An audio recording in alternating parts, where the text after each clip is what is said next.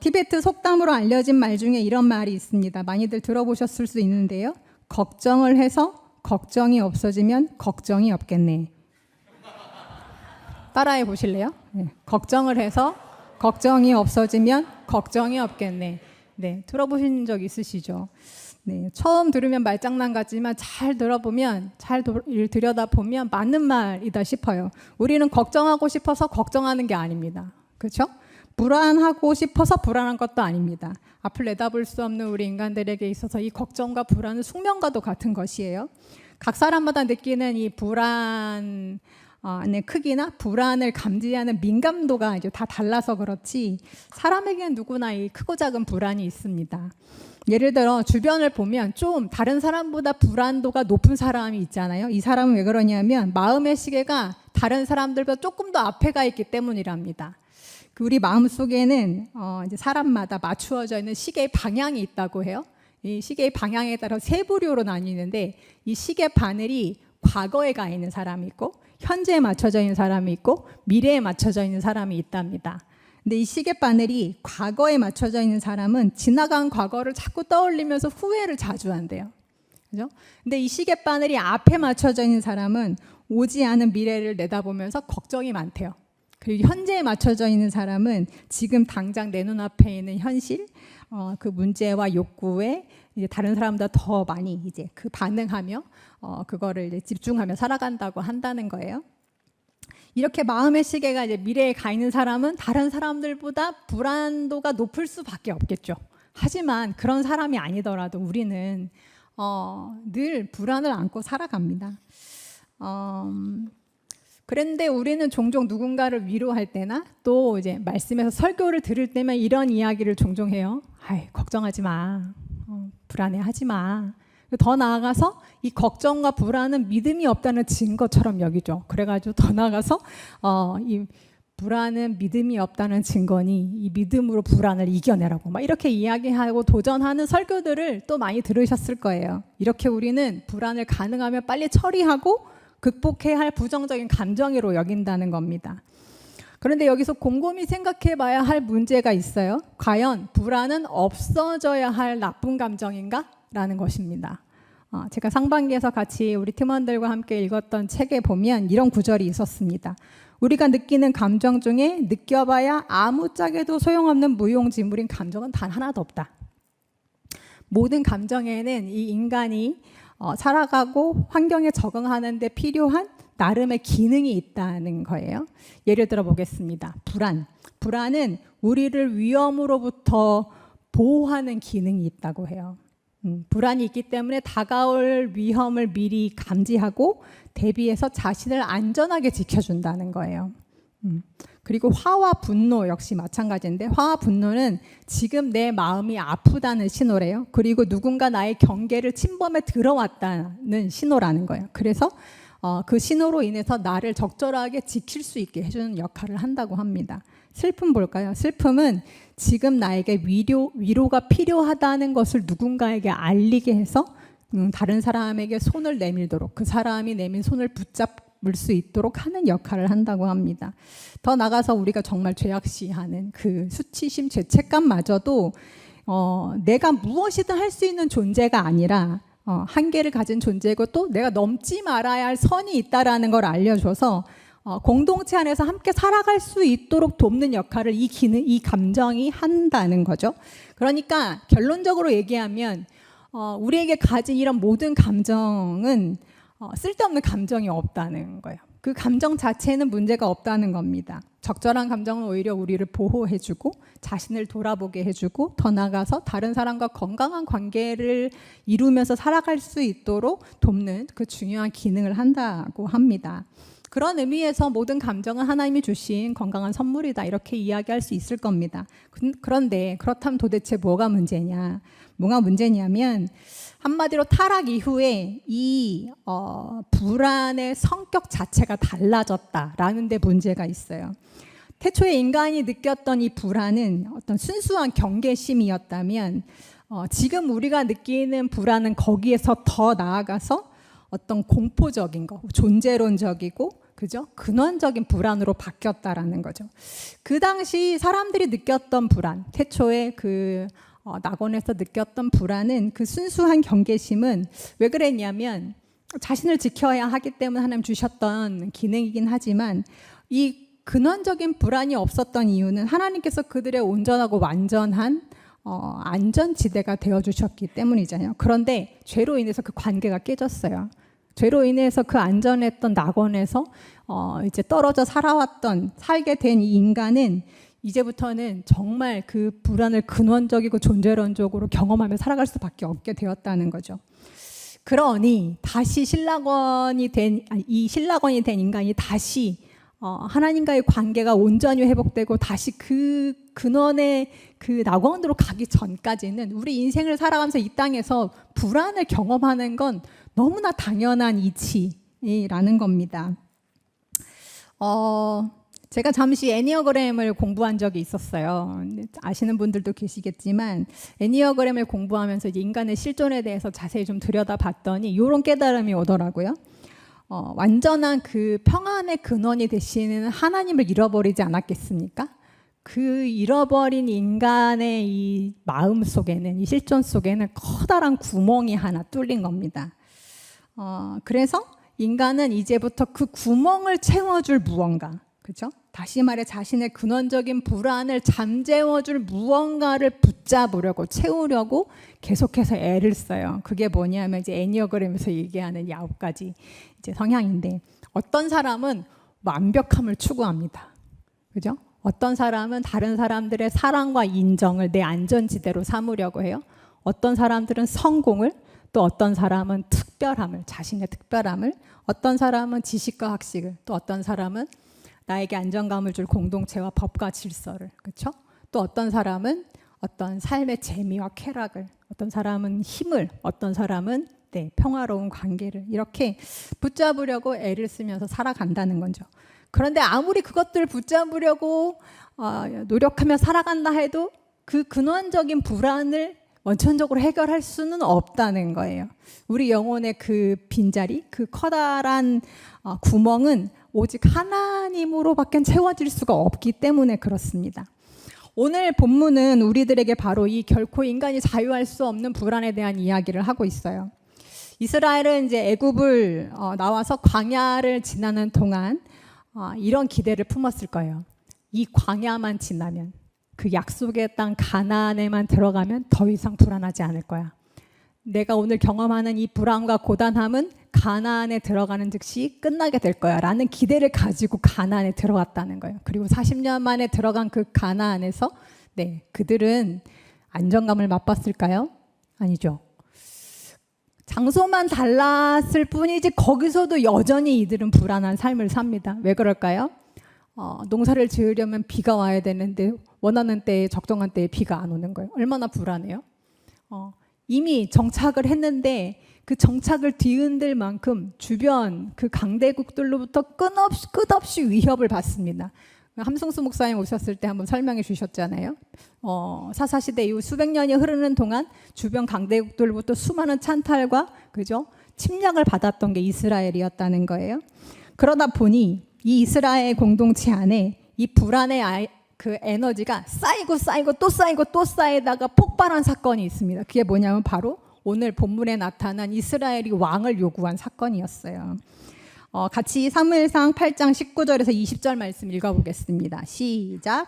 백성이 사무엘의 말 듣기를 거절하여 이르되 아니로소이다. 우리도 우리 왕이 있어야 하리니 우리도 다른 나라들 같이 되어 우리의 왕이 우리를 다스리며 우리 앞에 나가서 우리의 싸움을 싸워야 할 것이니다 하는지라.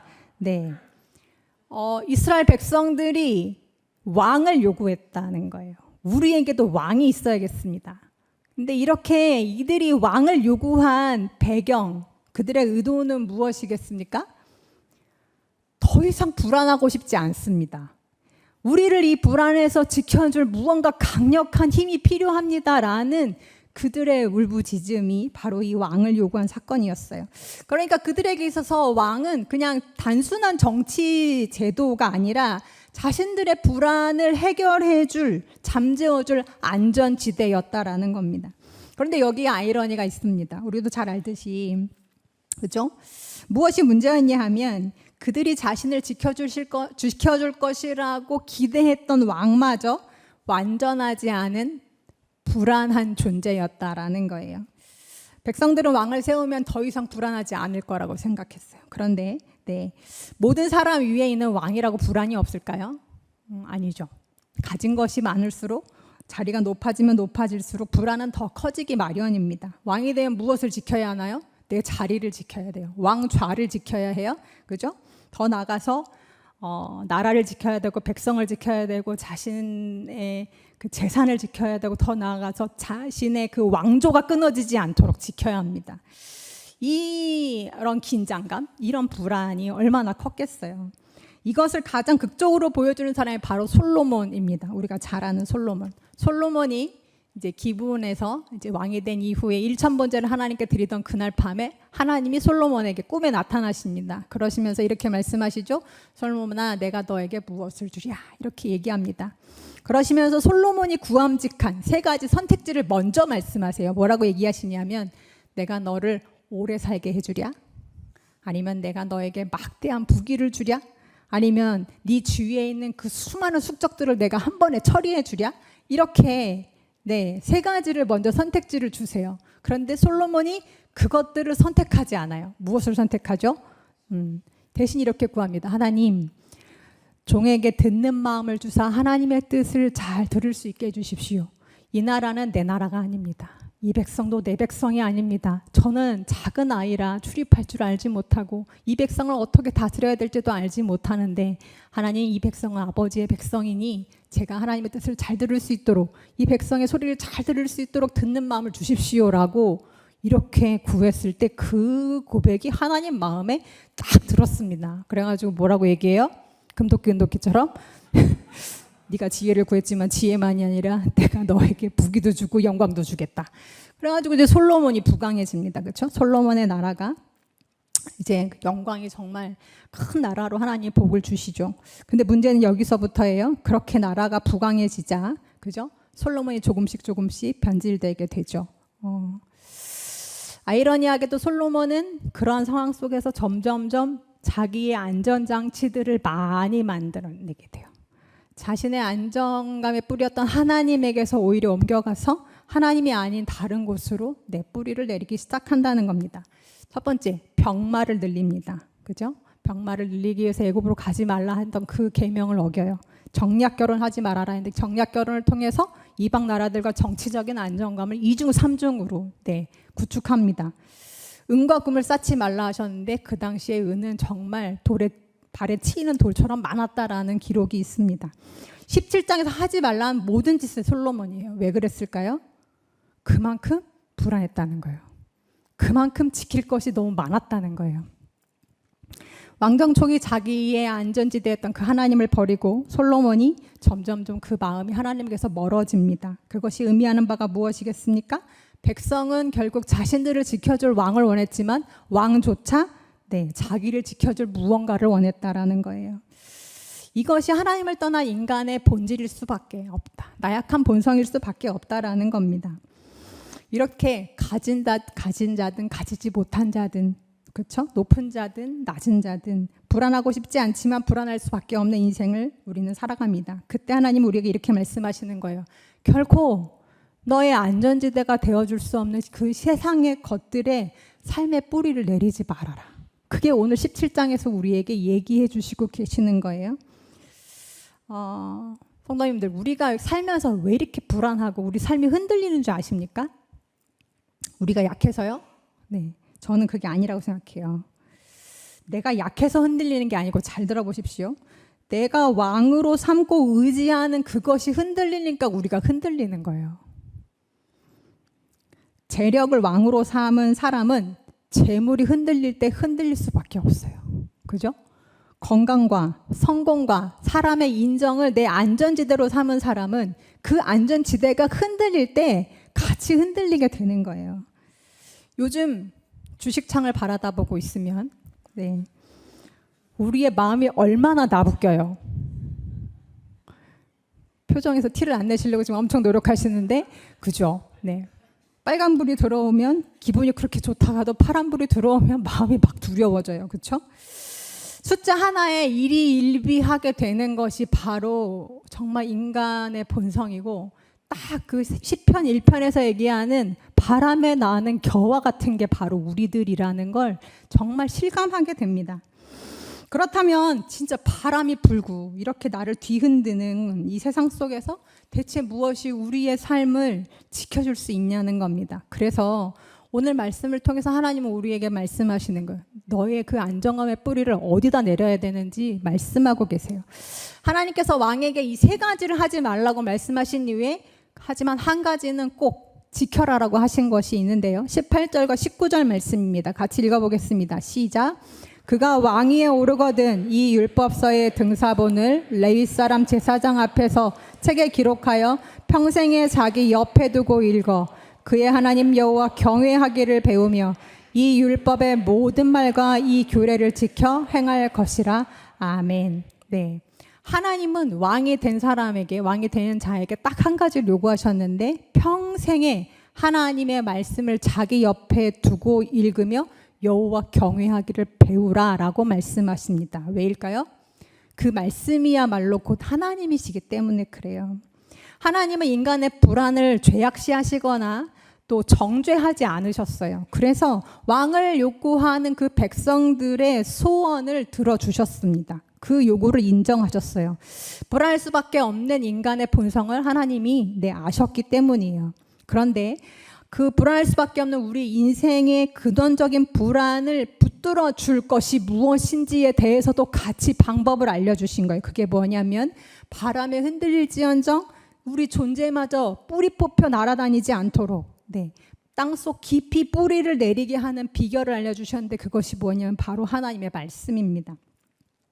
솔로몬의 이야기를 했으니까 잘 아시는 그의 아버지 다윗에 대한 이야기도 잠깐 해볼까 해요. 우리는 흔히 다윗을 믿음의 사람이라고 생각해요. 그리고 맞습니다. 이스라엘이 가장 존경하는 믿음의 사람이 다윗이었어요. 그런데 그 다윗 역시도 불안이 없었던 건 아니에요. 두려움에서 자유로운 사람이 아니었다는 겁니다. 왜냐하면 잘 보시면 그가 썼던 수많은 시편들 속에서 그가 얼마나 두려움에 취약했던 사람인지를 잘 보게 되는데요. 사울에게 쫓기고 아들에게 쫓기고 수없는 배신을 당하고 죽음의 위협을 당하면서 그가 썼던 수많은 시편들이 있어요. 그리고 심지어 자기 죄가 들통날 것 같은 두려움의 상황에서 우리아를 죽여버리는 무서운 선택을 했던 사람도 바로 다윗이었습니다. 그렇게 불안에 지배당하면 이 다윗마저도 속수무책 무너질 수밖에 없는 연약한 인간이었다는 거예요. 그런데 그런 다윗에게 이 솔로몬과 다른 결정적인 하나가 있었습니다. 뭐냐면 바로 그 말씀을 옆에다 두고 그 말씀을 읽고 묵상하고 읊조리는 삶이었어요. 시편 63편의 다윗은 그 아들 압살롬에게 쫓겨서 도망친 광야 안에서 이런 시편을 지었습니다. 이런 시편을 고백해요. 시편 63편 6절과 7절 말씀인데요. 같이 한번 천천히 읽어볼까요? 시작. 내가 나의 침상에서 주를 기억하며 새벽에 주의 말씀을 작은 소리로 읊조릴 때에 하오리니 주는 나의 도움이 되셨음이라. 내가 주의 날개 그늘에서 즐겁게 부르리이다. 아멘. 여기가 어디라고요? 아들에서 쫓겨난 숨어있는 유대 광야라고요. 거기서 뭐라고 얘기하냐면, 내가 침상에서 주를 기억하며 새벽에 주의 말씀을 작은 소리로 읊조릴 때 주는 나의 도움이 되셨음이라 라고 고백했다는 거예요. 히브리어로 묵상하다라는 단어는 하가라는 단어를 씁니다. 이 하가라는 단어 속에는 이런 뜻이 들어있어요. 사자가 먹이를 움켜쥐고 계속해서 으르렁거리다. 사자가 먹이를 잡으면 그 주위에 수많은 하이에나 떼들과 독수리들이 출몰하지 않습니까? 먹이를 빼앗기지 않으려고 계속 먹이를 움켜쥐고 으르렁 거리는 자세를 우리는 하가라고 해요. 하나님의 말씀을 입으로만 이야기하는 게 아니라 끊임없이 읊조리고 내면에 새기는 행위를 하가라고 한다는 겁니다. 이걸 누가 했다면 다윗이 했다는 거예요. 어느 상황에서? 두려운 상황에서. 생각해 보십시오. 새벽에 하나님의 말씀을 작은 소리로 읊조렸다라는 건 밤새 잠을 못 잤다라는 뜻이에요. 침상에서 주를 기억했다라는 소리는 내가 잠이 오지 않을 정도로 지금 내 삶이 엄청 불안하고 정말 처참하고 너무나 죽을 것 같은 고통 속에 있는 상황이라는 거예요. 그때 다윗이 했던 게 뭐냐면 하나님의 말씀을 붙들고 계속 읊조린 거예요. 왜냐하면 세상 그 어디에도 내가 피할 구멍이 없다라는 걸 다윗은 알았기 때문이에요. 이러한 믿음이 시편 56편에 잘 나타나 있습니다. 56편 2절에 4절 말씀에 다윗의 고백이 이렇습니다. 내 원수가 종일 나를 삼키려 하며 나를 교만하게 치는 자들이 많사오니 내가 두려워하는 날에는 내가 주를 의지하리이다.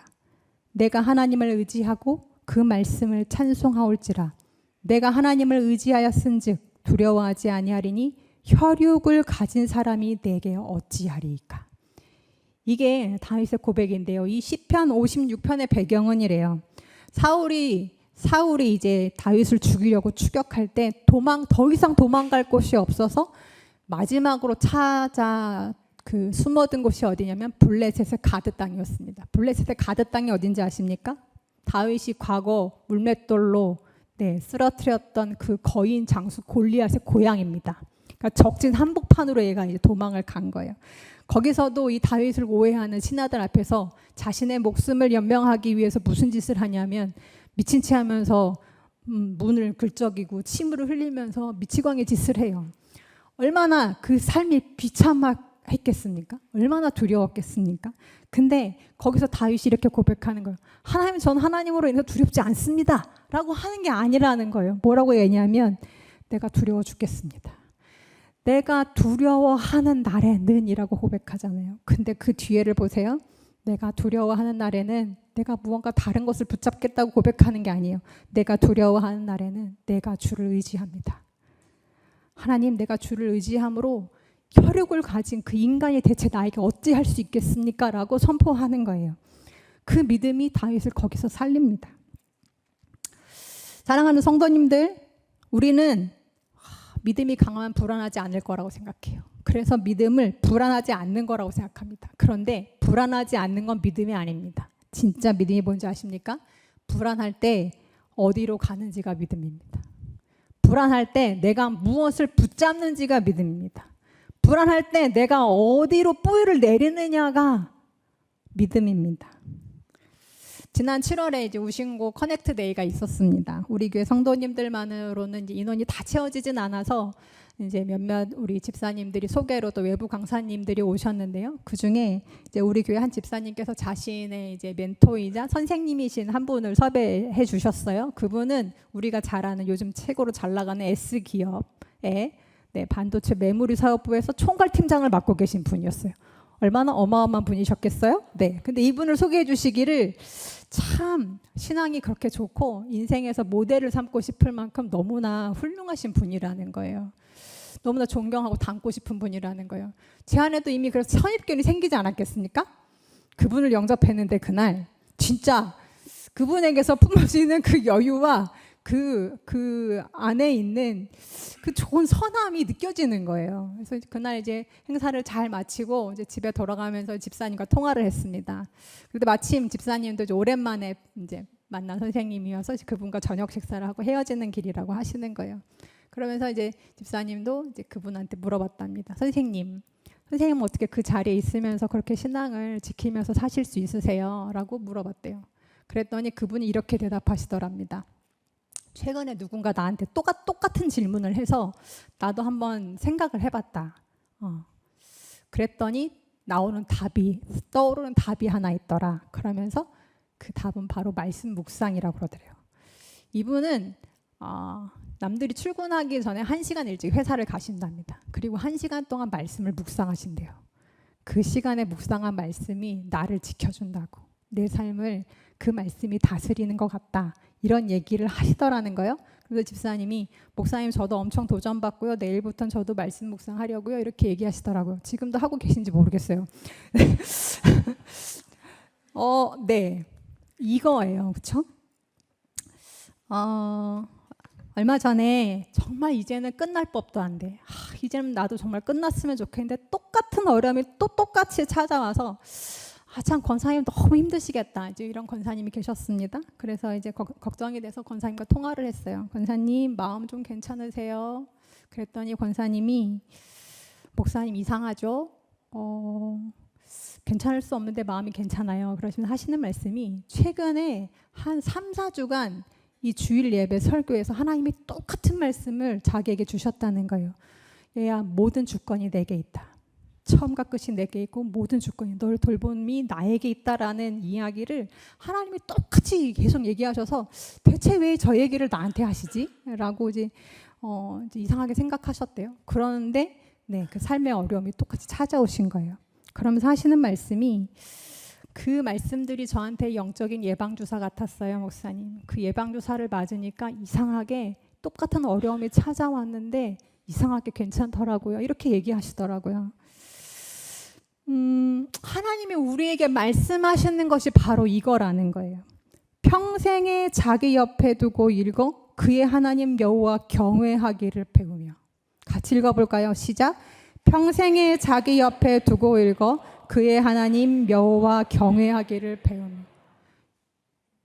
이것만큼 수시로 찾아오는 예상치 못한 바람, 풍랑, 파도 앞에서 우리를 지켜줄 수 있는 게 없다는 거예요. 세상의 파도가 언제 멈춘 적이 있습니까? 파도는 계속해서 밀려옵니다. 우리를 집어삼킬 듯이 더 큰 파도가 밀려올 때도 있어요. 거기서 우리의 안정감의 뿌리를 다른 것이 아니라 흔들리지 않는 그분의 약속의 말씀에 뿌리를 내리라는 거예요. 얼마 전 11조에 대한 말씀을 이장 목사님으로부터 들었어요. 이 11조는 단순히 어떤 물질, 돈에 대한 이야기가 아니라 내 삶의 주인은 하나님이십니다라는 우리의 신앙의 고백이잖아요. 저는 그런데 이 말씀 묵상도 똑같다고 생각합니다. 어떤 경건 훈련, 조금 더 좀 믿음이 있는 사람들이 하는 어떤 그 율법적인 훈련이 아니라 진짜 이건 하나님이 내 삶의 주인이십니다라는 고백의 행위입니다.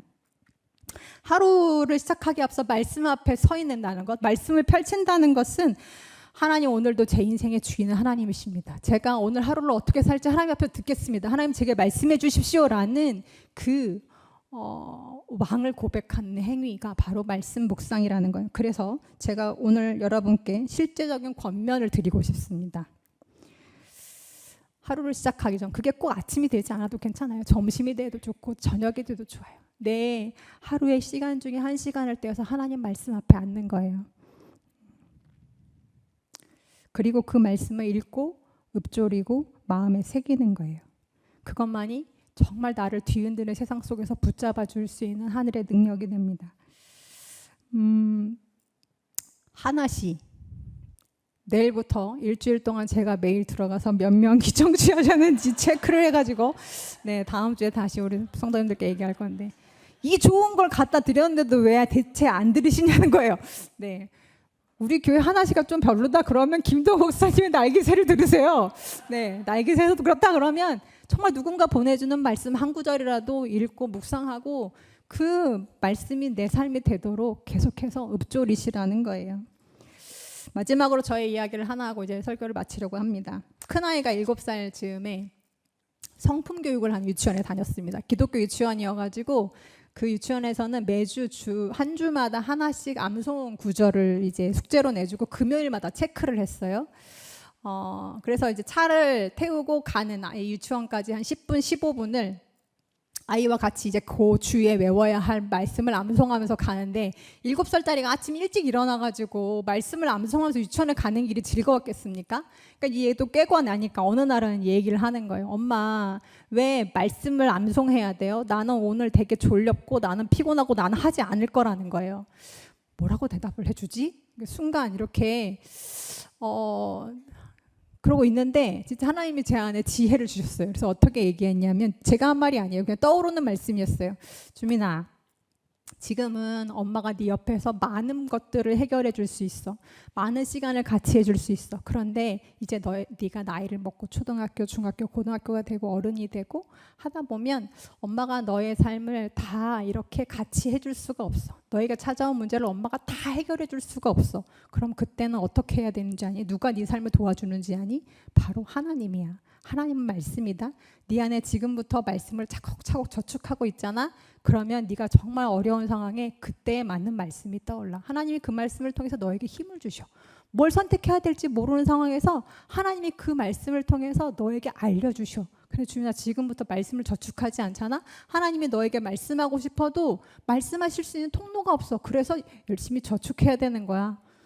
그날 그래서 우리 아이가 네, 그 위기를 넘기고 가서 숙제 검사를 잘 받았다는 아름다운 이야기가 있어요. 네. 그때 제가 저희 아이에게 들려주었던 그 얘기가 오늘 신명기 17장의 이야기예요. 하나님이 여러분들한테 들려주는 말씀이라고요. 그 말씀을 내 곁에 둬라. 읽고 새기고 그 말씀을 살아라. 그러면 언젠가 바람이 불 때 그 말씀이 너를 지켜줄 거야 라고 말씀하시는 거예요. 사랑하는 성도 여러분, 이 땅을 산다는 건 결국 불안과 함께 흔들리며 산다는 겁니다. 없으면 없는 대로, 있으면 있는 대로 모두가 불안해요. 백성도 불안하고 왕도 불안하고 부모도 불안하고 자녀도 불안하고 다 불안합니다. 완전한 샬롬을 잃어버린, 신라곤을 잃어버린 우리 이 땅을 살아가는 인생들은 이렇게 불안할 수밖에 없습니다. 그래서 성경은 우리에게 불안하지 않은 사람이 되라고 말씀하지 않으세요. 그 대신 우리에게 하나님이 이렇게 물어보시는 거예요. 불안이 밀려올 때 너는 도대체 무엇을 붙잡고 있냐? 불안이 너를 집어삼키지 못하도록 너는 지금 어디에 뿌리를 내리고 있냐를 오늘 물어보십니다. 그리고 다시 나한테 와라 라고 말씀하고 계세요. 쉼없이 흔들리며 불안한 것은 당연한 것입니다. 그런데 흔들릴지언정 여러분의 영혼이 뿌리까지 뽑혀서 정말 바람에 나는 겨와 같이 갈 바를 모고 흔들리지 않도록 여러분의 영혼을 붙잡으세요. 그건 오직 우리가 하나님의 말씀을 붙잡을 때만 가능합니다. 바람이 불면 나무가 흔들립니다. 그건 당연한 겁니다. 흔들리지 않는 나무가 좋은 나무가 아니라 정말 흔들릴 때 더 깊이 그 말씀의 뿌리를 말씀에 내리는 나무가 좋은 나무입니다. 불안할수록 더 깊이 말씀의 뿌리를 내리십시오. 두려울수록 하나님의 말씀을 더 읊조리게 돼서 그 말씀이 내 삶이 되고 내 실제가 될 수 있도록 여러분 그 말씀을 붙잡으십시오. 그리고 다윗처럼 이렇게 고백하는 겁니다. 내가 두려워하는 날에는 주를 의지하리이다. 같이 고백해 볼까요? 내가 두려워하는 날에는 주를 의지하리이다. 아멘. 결코 나를 지켜줄 수 없는 불완전한 세상의 여러 안전지대에 여러분을 깃대려 하지 말고 그 무엇도 우리의 문제를 근본적으로 해결해 줄 수 없고 그 무엇도 우리의 참된 안전지대가 되어줄 수 없음을 믿을 때 세상의 것들에 뿌리내리고 있던 우리 안정감의 뿌리를 다시 내일부터 오늘부터 하나님의 말씀에 뿌리내릴 수 있는 우리 우신의 성도님들이 되기를 간절히 소망합니다.